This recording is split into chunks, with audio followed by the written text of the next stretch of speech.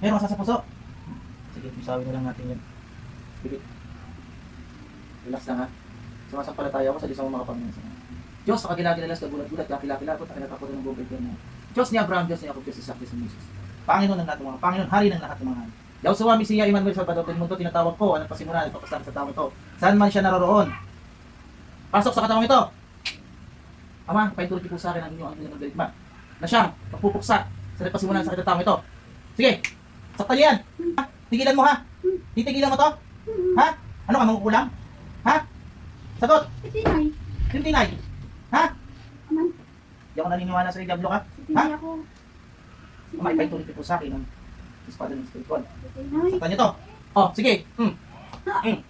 Sige. Tinay ako. Tinay ka? Oo. Diablo. Sabihin mo, tigilan niya na rin kami, ni Roland. Alam mo yung sinasabi niya? Sabihin mo, magagalit asawa ko. Tigilan niya na ako. Ano to pinagawa niyo? Kasama ako. Ha? Kasama ako. Kasama ka. Mangkukulam kayo lahat. Ha? Tigilan niyo na to ha. Tigilan niyo na. Kung hindi lahat, ibabalik ko sa inyo. Ha? Sabihin mo.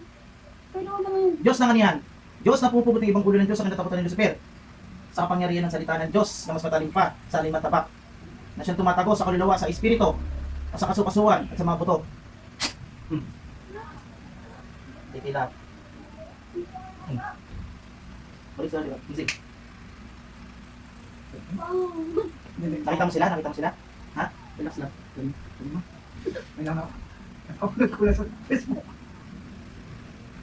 Ama, itinataas ko sa inyo ang ng tubig nito na siya magkakalas sa lahat ng kapangyarihan ng mangkukulam ng parang Diablo at lahat ng kalpo ng kasamaan.